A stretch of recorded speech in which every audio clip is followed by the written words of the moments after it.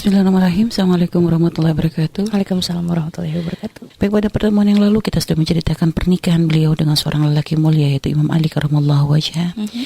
Dan di situ kita bisa mengambil pelajaran yang luar biasa. Bagaimana keberkahan pernikahan itu bukan di mewahnya.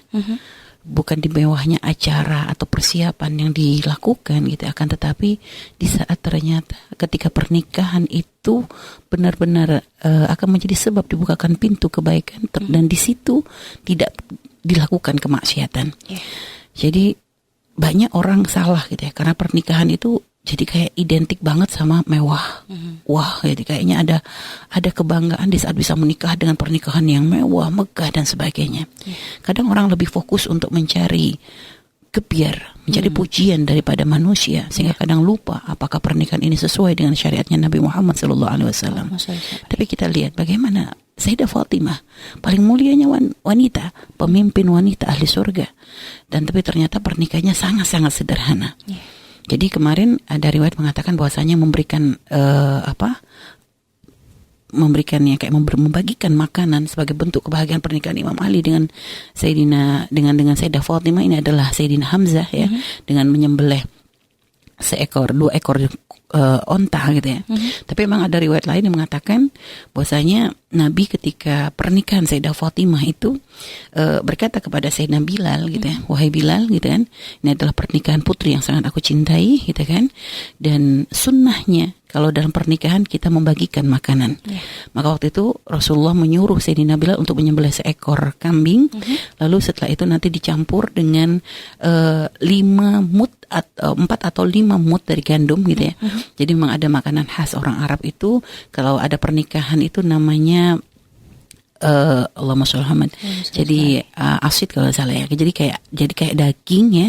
Itu dicampur sama tepung gandum. Nah, itu makanan khas banget. Cuma kalau orang Indonesia kayaknya belum bisa kalau suruh makan gitu ya.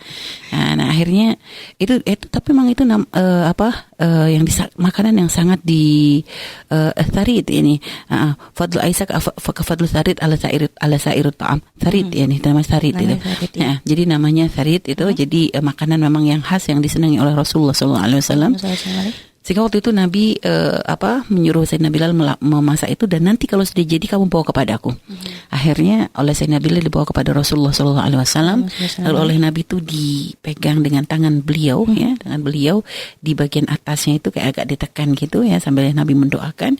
Setelah itu kata Nabi, panggil orang-orang Muhajir dan Ansor. Sehingga setelah itu orang-orang Muhajir Ansor terus disuruh masuk bergiliran, dibagikannya itu bergiliran. Ternyata subhanallah semua Muhajir Ansor ya, padahal satu kambing aslinya nggak cukup gini, tapi kan termasuk mukjizatnya Rasulullah gitu ya.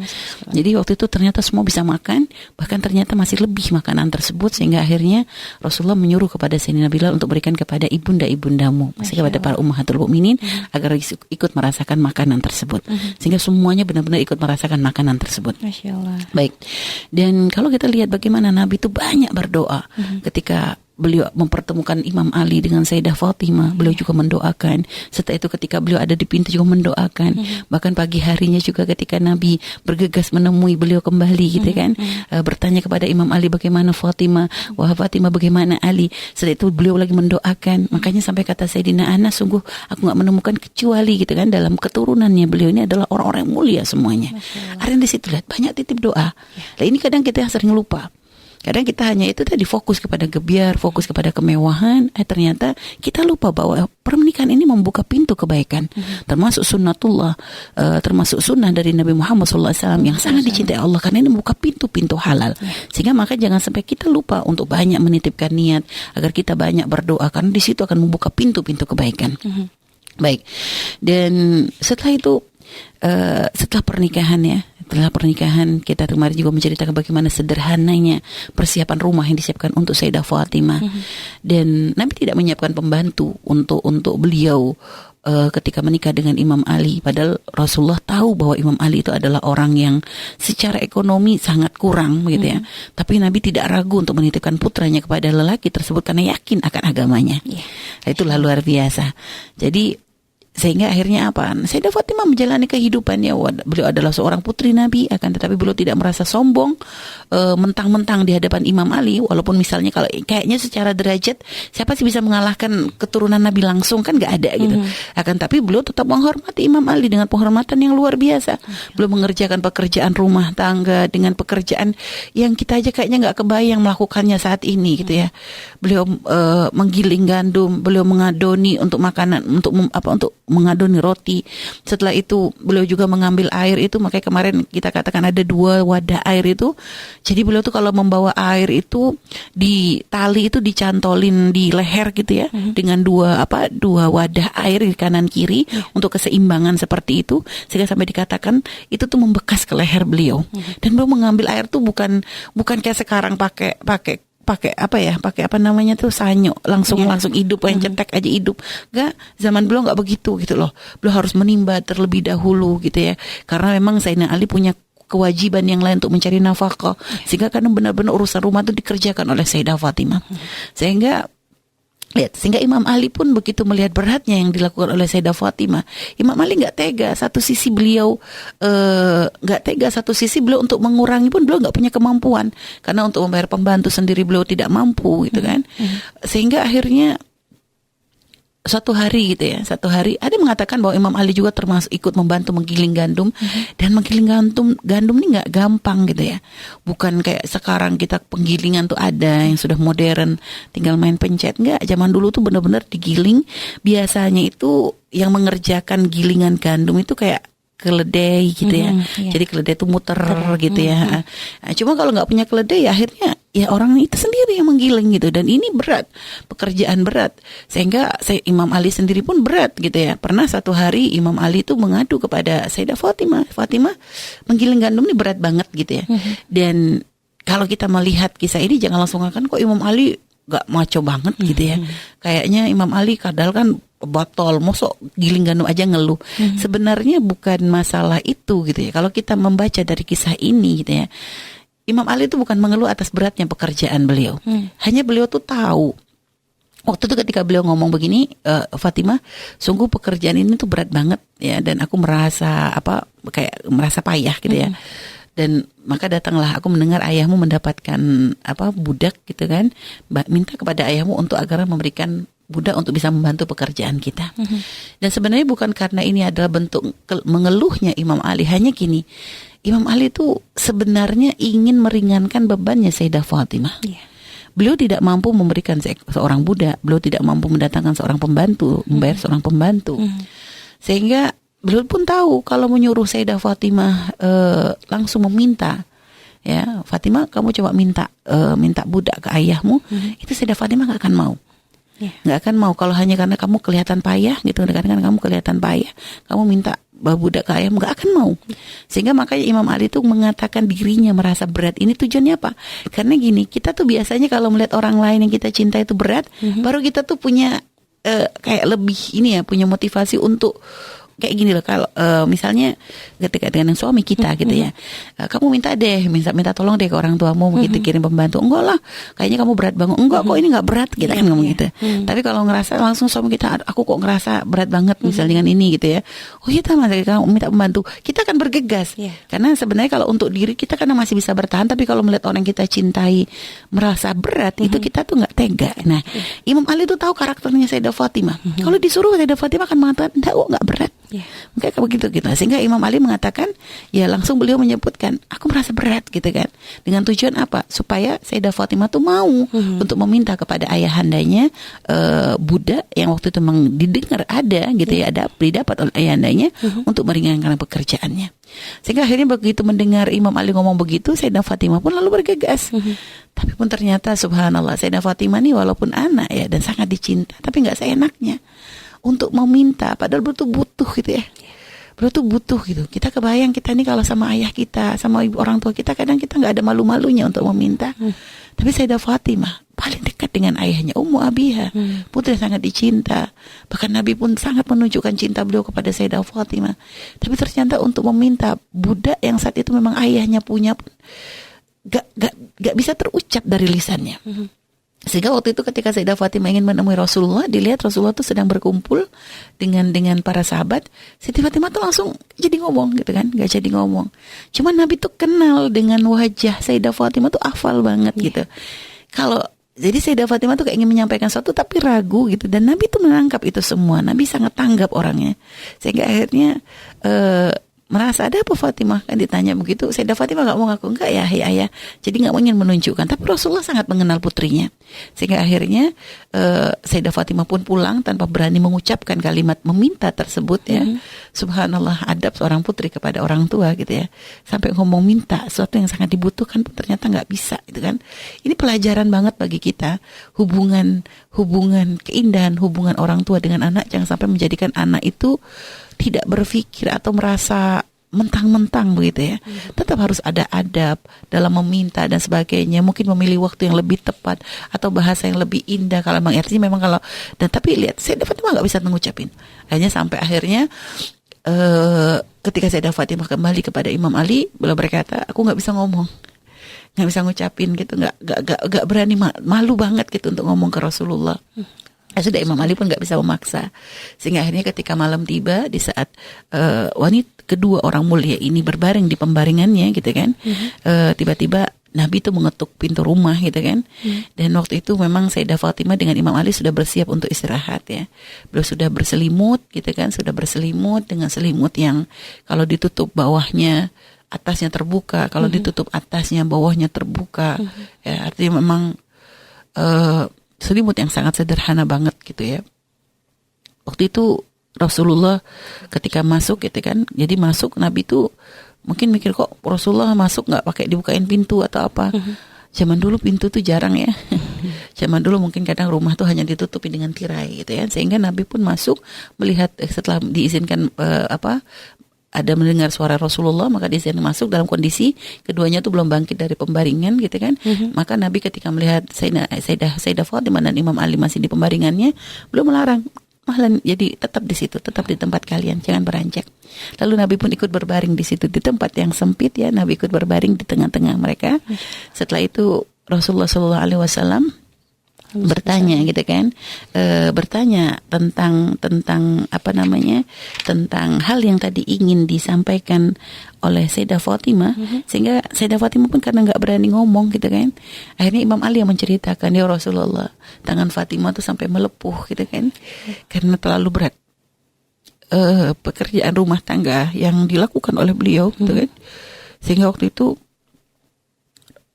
jadi lihat, kebayang banget gitu ya, putri seorang nabi yang mulia gitu kan, tapi ternyata tangannya pun sampai harus melepuh hanya karena untuk mengerjakan pekerjaan rumah yang teramat berat dilakukan oleh beliau gitu.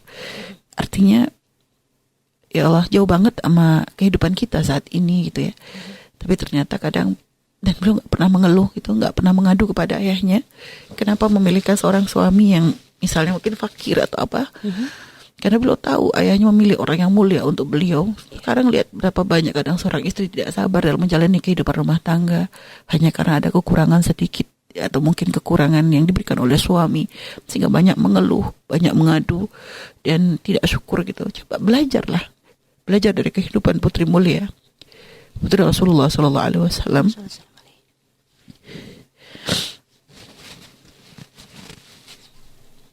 Bagaimana beliau tuh sabar gitu ya dengan kondisi seperti ini. Sehingga lihat Nabi kita gitu ya, mendengar cerita dari Imam Ali bahwasanya putrinya tuh tangannya melepuh karena mengerjakan pekerjaan rumah. Kebayang kalau seandainya saat ini seorang ayah yang sangat menyayangi putrinya mendengar berita itu, kan pasti langsung udah ambil, datangin pembantu atau apa kayak gitu. Tapi lihat apa pendidikan diberikan oleh Rasulullah kepada beliau. Beliau mengatakan, apakah kalian ingin ku beritahu sesuatu yang lebih baik daripada budak yang kalian minta itu gitu ya. Karena Rasulullah gak bisa memberikan budak itu. Kenapa? Ahlu Sufa lebih butuh ya. Beliau melihat putrinya butuh, tapi belum merasa Ahli Sufa lebih butuh lagi. Kalau Sayyidah Fatimah menggiling masih ada yang dimakan, tapi Ahli Sufa sama sekali gak ada yang dimakan. Sehingga semua budak itu memang oleh Nabi itu benar-benar diserahkan kepada Ahli Sufa. Padahal lihat, kalau kayaknya kayak gini, kalau ini nih, kalau di dalam kejadian kita nih kayaknya ibaratnya kan pasti yang namanya memprioritaskan anak itu kan mesti lebih didahulukan gitu. Tapi lihat bagaimana Nabi kita Nabiur Rahmah gitu ya. Nabi yang sangat memperhatikan semua urusan. Jadi putrinya ya kalau masih menggiling gandum yang penting masih bisa dimakan. Itu beliau menganggap masih lebih mending daripada Ahlu Sufah yang sangat-sangat kelaparan. Yang ibaratnya kalau tidak dibantu dengan Nabi waktu itu dengan per budak yang dijual untuk nanti untuk berikan makan, mereka nggak makan gitu. Sehingga makanya Nabi pun mengatakan aku nggak bisa memberikan karena itu adalah haknya Ahli Sufah gitu kan.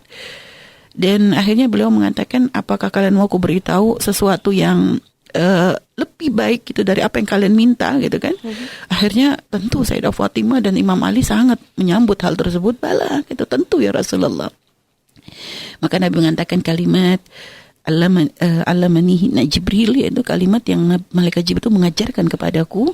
Maka kata Nabi, bacalah setiap kalian selesai sholat agar kalian membaca subhanallah 10 kali, alhamdulillah 10 kali, lalu Allahu Akbar 10 kali. Ada riwayat mengatakan memang 33, tapi ini memang riwayat ini memang menyebutkan 10 gitu ya. Setelah itu dan ketika kalian mendatangi kasur kalian, mengenjali ranjang kalian gitu ya, kalian ingin berbaring, ingin tidur gitu kan, maka diperintahkan lagi oleh Nabi agar membaca subhanallah 33 kali, alhamdulillah 33 kali, dan takbir 33 kali. Dan sungguh gitu kan, kata Imam Ali, Allah, demi Allah, aku nggak pernah meninggalkan hal tersebut setelah Nabi Muhammad itu mengajarkan hal itu kepada kami. Jadi diamalkan. Maka ya berusahalah kita mengamalkan. Artinya ketika kita akan tidur, Nabi mengingatkan kita untuk bisa selalu ingat Allah, gitu kan. Jangan tidur dalam keadaan kita sama sekali tidak ingat Allah. Berdoa sebelum tidur, lalu kita menyebut Allah, bertasbih, bertahmid, bertakbir. Ini tanda penghambaan kita sebagai seorang hamba. Karena inilah amalan yang diajarkan oleh Nabi kita, Nabi Muhammad, kepada putri yang sangat dicintainya. Gitu. Dan memang ada banyak riwayat gitu ya yang menceritakan tentang kisah tersebut gitu dengan berbagai macam versi gitu kan. Ada pada waktu itu Nabi melihat Sayyidina Ali dan Sayyidah Fatimah sedang menggiling gandum. Lalu Nabi melihat beratnya pekerjaan dilakukan oleh Sayyidah Fatimah, lalu Nabi mengambil alih pekerjaan tersebut gitu kan.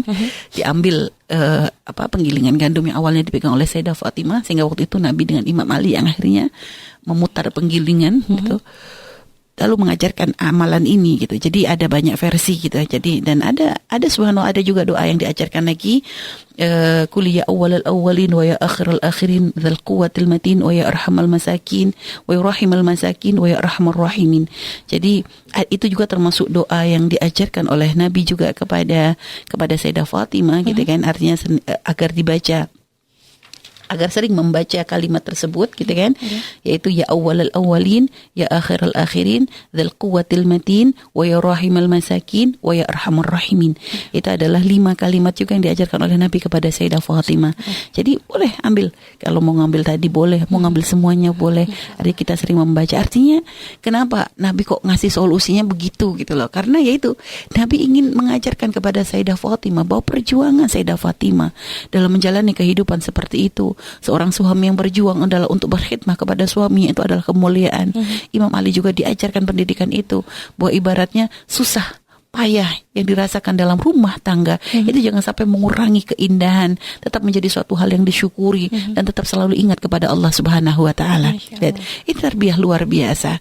Jadi dan hendaknya memang seperti itulah seorang ayah, seorang orang tua. Jadi jangan gampang kepengaruh dengan aduan anak. Jangan sampai seorang anak perempuan tiba-tiba ngadu, suamiku begini-begini, langsung ujung-ujungnya marah dengan suaminya. Ini bukan suatu perbuatan yang benar. Akhirnya menjadikan suami gak bisa lagi sayang kepada istri. Akan menjadi sebab perpecahan. Tapi belajar bagaimana Nabi begitu bijak. Putri yang dicintainya tapi ternyata hidupannya tuh gak mudah gitu loh. Tapi beliau gak menyalahkan Imam Ali. Bahkan karena beliau tahu Imam Ali seperti itu bukan karena zalim, tapi dikarenakan memang ketidakmampuan Imam Ali untuk memberikan kehidupan yang sangat layak untuk putri beliau. Dan Rasulullah pun memang melihat Imam Ali bukan dari sisi kemampuan atau kayanya, akan tapi kemuliaan hatinya, akhlaknya, imannya, agamanya. Jadi inilah yang harus kita perhatikan gitu kan. Harus kita perhatikan tentang bagaimana membangun rumah tangga yang indah, yaitu apa yang hendaknya dilakukan oleh orang tua, anak. Jadi semuanya tuh ada keseimbangan, keindahan. Jika seorang anak tidak gampang sedikit-sedikit ngadu kepada orang tua, lihat itu indah. Dan orang tua pun ketika ternyata menemukan sesuatu yang mungkin tidak nyaman dirasa anak, jangan langsung terburu-buru dalam mengambil keputusan. Lihat semuanya dilihat. Jadi kalau sudah ahli iman, itu subhanallah seberat apapun ujian tidak akan dianggap sebagai suatu hal yang berat gitu ya. Maka inilah pernikahan yang penuh berkah, pernikahan orang mulia kan. Tapi subhanallah ya, maka kita harus banyak belajar bagaimana kita benar-benar bisa menjadi dalam rumah tangga kita menjadi orang yang qanaah, menjadi orang yang tidak banyak mengeluh. Karena subhanallah Nabi sendiri pernah mengisyaratkan bahwa banyak wanita itu menjadi ahli neraka ketika para sahabat wanita bertanya, wa bima dzalik ya Rasulullah, kenapa ya Rasulullah? Maka Nabi menjawab, yukthirna syikah, banyak mengeluh, yukthirna syikah. Jadi wanita tuh banyak mengeluh, wa yakfurnal ashir, dan karena banyak mengeluh akhirnya menjadikan kurang bisa bersyukur kepada Allah Subhanahu wa taala. Nah, inilah. Jadi dan Nabi subhanallah memberikan contoh langsung gitu ya. Memberikan contoh langsung dengan kehidupan dari putri beliau yang sangat beliau cintai ya. Bagaimana menjadi seorang wanita yang tidak banyak mengeluh. Lalu Nabi pun mendidik Sayyidah Fatimah untuk menjadi orang yang banyak bersyukur kepada Allah Subhanahu wa taala. Lihat, Nabi wanti-wanti, tapi Nabi enggak cuma sekedar omong kosong tanpa bukti. Ternyata dipraktekkan langsung kepada putri beliau. Nah, ini untuk menjadi contoh. Nabi sudah mengingatkan begini, lalu contohnya ini loh putri. Putri beliau. Maka kita dengan melihat itu harus menjadi yakin. Arti para wanita, jangan banyak mengeluh. Perbanyaklah bersyukur kepada Allah. Jadi Allah memberikan ujian, Allah memberikan kekurangan, tapi Allah akan memberikan nikmat yang harusnya kita lihat lebih besar lagi. Nikmat iman, nikmat ketaatan kepada Allah dan Rasul, itu adalah nikmat yang tidak tergantikan. Baik, selanjutnya dan Nabi mendidik Sayyidah Fatimah tuh nggak cuma begitu, bahkan sampai urusan ini ya, urusan yang sebenarnya boleh untuk dilakukan gitu. Artinya yang wanita lain itu tidak haram untuk memiliki. Tapi kalau untuk Sayyidah Fatimah, Nabi nggak berkenan gitu. Pernah suatu hari Sayyidah Fatimah itu ya mendatangi Nabi itu dengan memakai kalung. Dengan memakai kalung yang lalu dia berkata, kalung itu kalau dikatakan dari emas gitu kan. Lalu Rasulullah melihat yang dipakai oleh Siti Fatimah. Lalu Siti Fatimah itu berkata, ini diberi oleh Abu Hasan gitu, maksudnya oleh Imam Ali. Imam Ali memberikan hadiah kepada Sayyidah Fatimah itu kalung. Subhanallah, perhiasan bukan suatu hal yang terlarang bagi wanita. Akan tapi ini adalah putri Nabi yang akan menjadi contoh bagi semua wanita. Sehingga begitu melihat putrinya pakai perhiasan, apa komentar Nabi katanya? Ya Fatimah, apakah kau akan mengalungkan neraka di lehermu? Lihat. Jadi ada riwayat, ada mengatakan Rasulullah tuh ngomong. Ada riwayat mengatakan Nabi itu nggak ngomong, cuma wajah Nabi itu berubah. Jadi memang ada dua versi. Ada mengatakan Rasulullah langsung negur, tapi ada riwayat lain mengatakan Rasulullah langsung berubah. Hanya Sayyidah Fatimah tuh tanggap. Begitu mendengar ayahnya ngomong seperti itu, nggak pakai pikir panjang, nggak pakai pikir lama. Lalu kalung itu dilepas oleh beliau dijual. Lalu setelah itu dari hasil penjualannya digunakan untuk memerdekakan budak. Lihat, lah inilah begitu Sayyidina Rasulullah begitu melihat Sayyidah Fatimah melakukan hal tersebut, beliau langsung wajahnya tuh cerah. Beliau tahu karena memang ini adalah contoh. Jadi dan ini lihat, untuk keluarga Nabi gitu ya, Nabi tuh ngambil yang paling berat. Untuk keluarga Nabi, untuk Nabi dan untuk keluarganya beliau tuh ngambil yang berat. Padahal subhanallah perhiasan, kami ulangi ya, tidak terlarang untuk wanita. Hanya memang istri Nabi, para putri-putri Rasulullah itu adalah contoh yang akan menjadi sorotan dari umat gitu kan. Umat akan melihat. Jadi ini supaya tidak ada menjadi hujah bagi para wanita yang karena nggak dibeliin perhiasan langsung protes kepada suaminya dengan hujah. Siti Fatimah pakai kalung. Lihat. Kalau sampai Siti Fatimah waktu nggak ditegur oleh Rasulullah, kita akan dikit-dikit langsung bawa Siti Fatimah. Siti Fatimah pakai kalung, kok aku nggak dibeliin kalung kok? Itu putri. Jadi lihat, akan banyak tuntutan sama seperti urusan nafkah para istri-istri Rasulullah. Rasulullah nggak memberi itu bukan karena mereka tidak berhak, tidak. Ini karena pendidikan untuk wanita orang-orang mulia yang bersama Rasulullah. Karena kalau sampai diberikan tuntutan tersebut, lihat, kita juga pakai hujah seperti itu. Karena kita ini kadang ngambilnya bukan yang baik-baik. Kadang kita tuh ngambil celah-celah untuk nurutin hawa nafsu. Jadi kalau yang baik-baik, yang berat-berat kita nggak komen biasanya gitu. Ngelakuin berat, tapi giliran ada celah langsung, hujahnya. Siti Fatimah, hujahnya minta nambahan nafkah. Kenapa? Istri Rasulullah juga minta, lihat. Makanya celah ini ditutup oleh Nabi. Ditutup supaya nanti nggak pakai agar umat ini, para wanita ini nggak menjadikan itu sebagai sandaran hukum gitu ya, sehingga akhirnya punya tuntutan banyak kepada suami, karena kalau sudah banyak tuntutan ini akan menjadikan ketidakindahan dalam rumah tangga. Nah itu, jadi pendidikan Rasulullah untuk Sayyidah Fatimah adalah luar biasa, dan Nabi pun subhanallah sangat-sangat senang gitu ya. Dan beliau tuh memang selalu sering berkunjung kepada ke rumahnya Sayyidah Fatimah, apalagi setelah beliau mempunyai cucu gitu kan, mempunyai cucu itu lahirnya Sayyidina Hasan dan Sayyidina Husain. Itu Rasulullah tuh suka banget gitu ya untuk main ke tempat beliau, sehingga bahkan ibarat kalau sudah pergi sudah mendatangi istrinya mau kemana, nanti beliau terakhir langsung ke Sayyidah Fatimah. Jadi apapun mesti Sayyidah Fatimah tuh gak pernah terlewat untuk dikunjungi oleh Rasulullah. Dan sampai dikatakan gitu kan, para sahabat tuh netenin kalau Nabi tuh setelah keluar dari rumah Sayyidah Fatimah tuh wajah Nabi tuh berseri-seri, sehingga para sahabat tuh nunggu gitu. Kalau sudah Nabi masuk ke rumah Sayyidah Fatimah, beliau tuh nunggu tarakabu. Jadi kalau dalam bahasa tarakabu khurujahu, jadi para sahabat tuh ngawasin keluarnya Rasulullah. Bukan karena apa? Untuk melihat wajah berseri-serinya Rasulullah Sallallahu Alaihi Wasallam. Jadi para sahabat tuh merasa sangat ikutan senang gitu, melihat senangnya Nabi tuh ikutan senang. Dan ini yang memang diperhatikan oleh para sahabat gitu kan. Apalagi setelah lahirnya Sayyidina Hasan dan Husain, bagaimana kebahagiaan yang ditampakkan oleh Nabi Muhammad SAW gitu kan. Bahkan ibaratnya Nabi itu benar-benar gak gengsi untuk melakukan sesuatu yang pokoknya kadang dipikir orang tuh kayak masa sih Nabi ngelakuin gitu lah. Tapi ternyata Nabi tuh gak gengsi. Beliau bahkan menaikkan cucunya di punggung beliau, kayak main kuda-kuda. Sampai dikatakan oleh Sayyidina Abu Bakar begitu melihat Sayyidina Hasan dan Husain itu kok main kayak begitu, beliau mengatakan merakib wal markub gitu, paling bagus-bagusnya rakib dan wal markub, yang ditunggangi dan yang menunggangi ini paling bagus-bagusnya, maksudnya sampai paling bagus-bagusnya tunggangan dan paling bagus-bagusnya yang menunggangi. Jadi itu pujian Sayyidina Abu Bakar begitu melihat Sayyidina Hasan itu kok nempel seperti itu kepada Rasulullah Sallallahu Alaihi Wasallam. Jadi hubungan indah antara keluarga Nabi Muhammad Sallallahu Alaihi Wasallam dengan para sahabat ini nggak bisa dipungkiri, sehingga jangan sampai ada celah jika ada orang ingin mengadu domba antara sahabat Nabi gitu ya dengan ahli bait Rasulullah. Ini fitnah, dusta, tidak benar. Jadi jangan gampang percaya.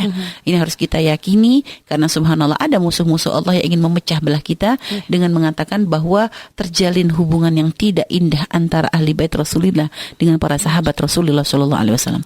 Mereka orang mulia, mereka bukan orang-orang yang model seperti orang-orang zaman saat ini yang begitu gampangnya diadu domba hanya karena pemilihan presiden perang, hanya karena pilihan kubu perang, hanya karena ada fitnah sedikit perang. Enggak, mereka adalah orang-orang yang kenal Allah dan Rasulullah.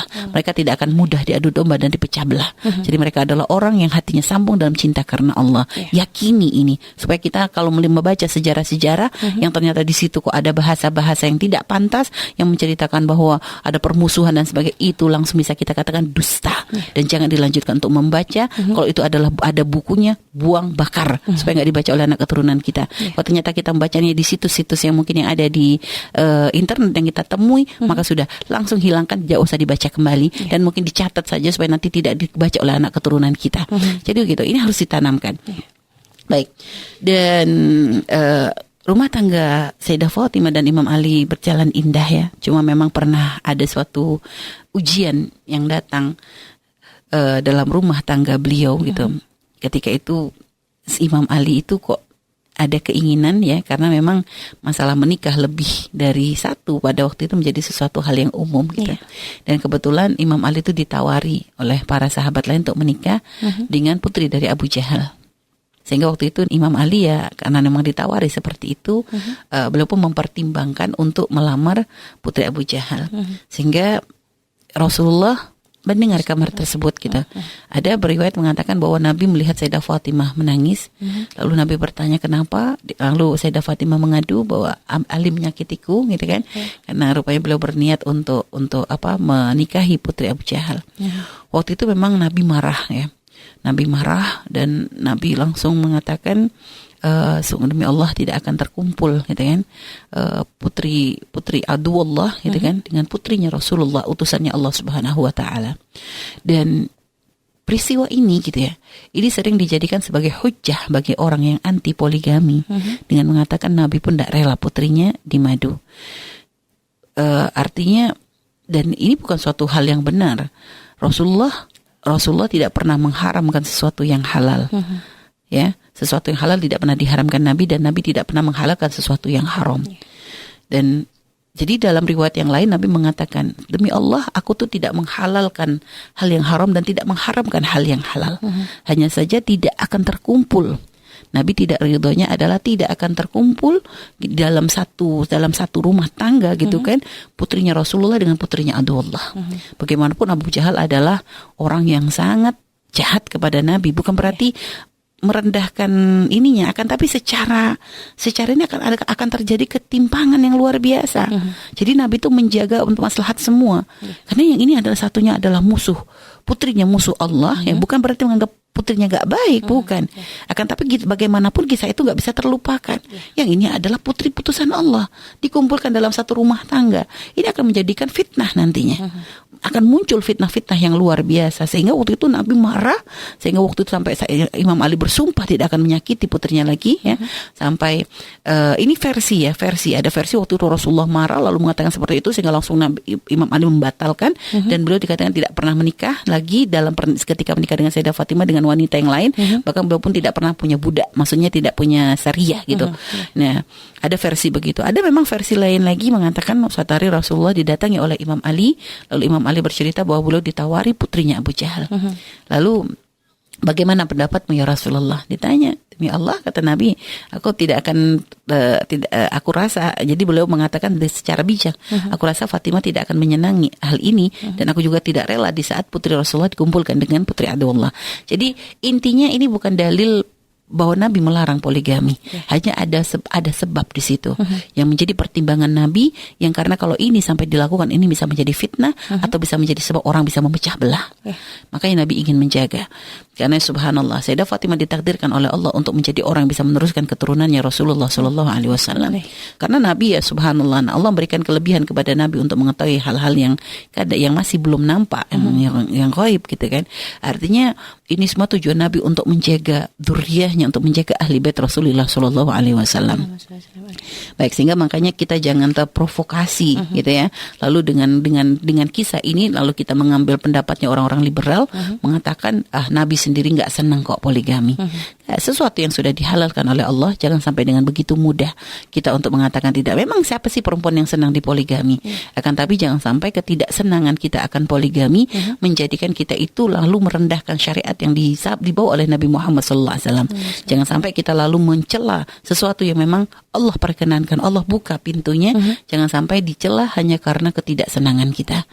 Nah, gitu. Jadi kalau untuk kita, tapi saya nggak kuat ya, kalau kita berdoa kepada Allah, semoga Allah menjaga rumah tangga kita, berikan yang terbaik, menjadikan rumah tangga kita sakinah, mawaddah, rahmah. Allah yang maha menjaga, kita mohon, tapi tidak dengan merendahkan syariatnya Rasulullah. Baik, itu adalah hal yang juga harus diperhatikan gitu ya. Nah terus juga dalam kisah yang lain gitu kan, bagaimana pernah ya rumah Imam Ali itu agak jauh dari rumahnya Rasulullah, sehingga kadang memang Siti Fatimah tuh karena merasa malunya yang luar biasa, kadang untuk berjalan dari tempat yang jauh seperti itu kan gak gampang begitu ya. Satu sisi beliau nggak bisa kalau nggak ketemu ayahnya, sehingga akhirnya satu hari beliau tuh datang kepada ayahnya ingin agar rumahnya itu, maksudnya beliau tuh Rasulullah tuh memberikan tempat bagi beliau dan Imam Ali untuk pindah di rumah yang nempel dengan rumahnya Rasulullah Sallallahu Alaihi Wasallam. Dan kebetulan gitu ya, ada seorang sahabat Nabi yang bernama Harithah ibn Nu'man gitu. Ini adalah sahabat Nabi itu yang paling banyak memberikan rumah kepada Rasulullah untuk istri-istri beliau. Jadi kebetulan beliau tuh punya rumah tuh yang memang dekat sama tempatnya rumah pertama Nabi. Jadi masjid, rumah Nabi. Terus Sayyidina Harithah ibn Nu'man ini punya tempat yang di sekitar itu gitu lah. Sehingga akhirnya waktu itu memang Sayyidina Nu'man melihat ketika Nabi menikah lagi, lalu ada lagi istri beliau, beliau tuh perhatian banget gitu. Sayyidina Harisah itu perhatian banget dengan kebutuhan Nabi, sehingga beliau tuh memberikan rumahnya untuk Rasulullah. Masya Allah. Sampai akhirnya ada lagi masih beliau tuh punya rumah ya, yang masih belum ditempati, sehingga waktu itu Sayyidah Fatimah melihat ada rumah yang dekat dengan Nabi, bilang kepada Rasulullah, ya Rasulullah, mintalah kepada Harithah, kita akan agar aku tuh bisa punya rumah yang dekat denganmu. Waktu itu Nabi, subhanallah, Nabi itu bukan orang yang manfaatin umat gitu ya. Padahal beliau sendiri sangat berkeinginan untuk dekat dengan putrinya. Akan tapi Nabi ketika ngerasa sudah banyak dikasih gitu ya, beliau nggak pernah minta, tapi beliau diberi oleh Sayyidina Harisah karena memang kepedulian sahabat kepada Nabi. Saat itu Rasulullah kata, lah anak nggak mampu untuk minta, kata Nabi. Aku tuh malu gitu karena dia sudah banyak memberikan rumah untuk Nabi Muhammad, untuk istri-istri beliau. Akhirnya Sayyidah Fatimah pun ketika ayahnya mendengar ayahnya berbicara begitu, nggak memaksakan ya, beliau pun hanya itu adalah usulan karena keinginan untuk dekat gitu kan, karena untuk membeli pun beliau nggak mampu gitu kan. Tapi berita ini rupanya sampai kepada Harithah bin Nu'man. Lalu bergegas Harithah bin Nu'man itu mendatangi Nabi Muhammad SAW. Lalu berkata, ya Rasulullah, aku mendengar engkau tidak nyaman untuk meminta rumahku untukmu. Ketahuilah ya Rasulullah, hartaku yang diambil, hartaku yang kau miliki, yang kuberikan padamu, itu lebih aku senangi daripada hartaku yang masih tertinggal untukku. Jadi apa yang aku miliki adalah milikmu, milik Allah dan milikmu ya Rasulullah. Maka demi Allah aku ridha jika ternyata rumahku ini akan kau berikan kepada putrimu Sayyidah Fatimah Zahra. Karena beliau tahu bahwa Sayyidina Harisah itu faham bahwasanya Sayyidah Fatimah adalah putri yang sangat dicintai Nabi, sehingga memberikan hadiah ini adalah menjadi suatu kebanggaan bagi beliau. Dan perlu diketahui gitu ya, Sayyidina Harithah bin Nu'man ini subhanallah, beliau ini dikenal dari mulai zaman jahiliyah, dari zaman jahiliyah ini sebagai anak yang berbakti kepada ibundanya. Maka sampai dikatakan Nabi itu ketika Isra dan Mi'raj itu mendengar bacaan Quran. Lalu ketika ditanya, Nabi bertanya, suara siapa itu? Dikatakan Harithah bin Nu'man. Kenapa kok sampai dia tuh bisa masuk suara beliau tuh kok sudah ada di surga? Dikarenakan ada birrul walidain. Maksudnya itu adalah berkah dari birrul walidainnya, baktinya kepada ibundanya. Jadi beliau tuh dikenal sebagai orang yang berbakti kepada ibundanya itu dari zaman jahiliyah. Sebelum kenal Islam sudah bakti. Sehingga lihat, orang yang ketika belum kenal Islam saja sudah mempunyai kemuliaan, maka ketika kenal Islam kemuliaannya akan semakin berlipat-lipat. Nah, akhirnya lihat, beliau adalah orang yang sangat berbakti kepada ibundanya. Makanya ketika beliau kenal Islam, menjadi orang yang sangat mencintai Allah dan Rasulnya, dan dicintai oleh Allah dan Rasulnya. Sehingga akhirnya karena kebaikan itu bersambung. Jadi Allah tuh untuk umat Nabi Muhammad tuh Allah bukakan pintu kebaikan itu. Ketika kita sudah membuka satu pintu, maka akan dimudahkan oleh Allah untuk buka pintu-pintu yang lain. Sama maksiat pun begitu. Ketika Allah kita sudah melangkah untuk menilai kepada kemaksiatan, maka nanti akan terbuka. So, kalau orang misalnya sudah mabuk, maka nanti akan membablaskan pada zina. Nanti bisa juga sampai derajat pembunuh. Jadi bersambung. Nah, kebaikan begitu. Kalau sudah nanti misalnya kumpul di majelis, akhirnya jadi sedang sodako, akhirnya jadi sambung selalu. Jadi kebaikan itu beruntun gitu ya. Nah, ini adalah nikmat yang Allah berikan kepada umat Nabi Muhammad SAW. Nah, akhirnya Sayyidah Fatimah pun pindah rumah ke tempat yang dekat dengan Nabi Muhammad SAW. Dan subhanallah gitu ya, kehidupan rumah tangga yang indah, dan Allah memberkahi beliau pun dengan anak. Ya, dalam riwayat belum mempunyai 5 anak gitu ya, yaitu Sayyidina Hasan, Sayyidina Husain, Sayyidina Muhsin ya. Hanya memang ada riwayat mengatakan Sayyidina Muhsin ini meninggal ketika masih kecil. Lalu Sayyidah Ummi Kulthum dan Sayyidah Zainab. Nah, ini adalah putra-putrinya Sayyidah Fatimah Zahra, dan nanti bahkan Sayyidah Ummi Kulthum ini pun nanti akan menikah dengan Sayyidina Umar bin Khattab. Jadi ada, dan Sayyidah Zainab ini termasuk kalau kita mendengar kisah perang Karbala, perang yang terkejadian di Karbala bersama Buya, kita akan mendengar kisah tentang Sayyidah Zainab ya.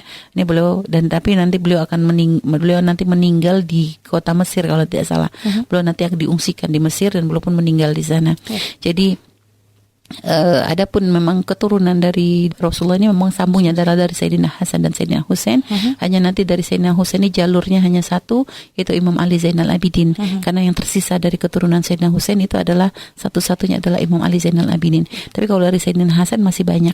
Jadi itu udah subhanallah sampai sekarang ya, kita menemukan para keturunan Nabi ini terus bersambung ya. Dan kita temui sampai sekarang. Makanya termasuk subhanallah dengan kita memuliakan mereka, mencintai mereka, ini adalah menghormati mereka, ini adalah bentuk cinta kita kepada Rasulullah SAW. Dan ada banyak Nabi menegaskan ya tentang cinta beliau kepada Sayyidah Fatimah gitu kan. intinya Nabi itu pengen menegaskan bahwa tuh Nabi mencintai siapapun yang dicintai oleh Sayyidah Fatimah, dan yang menyakiti beliau pun Nabi pun akan marah gitu, akan merasa sakit dengan sakitnya Sayyidah Fatimah. Bahkan ini tentang cinta Rasulullah sendiri pun ditegaskan oleh Sayyidah Aisyah kan, ayun nas kana ahabbu ila Rasulillah qalat Fatimah wa min qibalin nisa wa min rijal zaujuha. Jadi gitu, ketika ditanya siapa orang yang paling mencintai yang dicintai Nabi, kalau dari wanita adalah Sayyidah Fatimah, dan kalau dari laki-laki adalah Imam Ali karramallahu wajhah. Dan beliau mengukuhkan gitu, Sayyidah Aisyah mengukuhkan bahwasanya Imam Ali itu adalah orang yang sangat kuat dalam berpuasa dan sangat kuat untuk qiyamul lail, dalam beribadah. Lihat, makanya ini sendiri termasuk riwayat ini pun mengikis gitu ya, fitnah yang terjadi, yang mengatakan bahwa terjadi kebencian antara Sayyidah Aisyah dengan Imam Ali. Jadi memang pernah ada sedikit salah faham antara beliau, tapi tidak sampai memupuk rasa benci dan sebagainya, tidak ada. Jadi sekali lagi, jangan melihat keluarga Rasulullah gitu kan, keluarga perjalanan sahabat dan juga kerabat Nabi itu kayak kita melihat sinetron zaman sekarang yang penuh banyak intrik-intrik berat gitu ya, untuk menghancurkan, atau ini enggak seperti itu.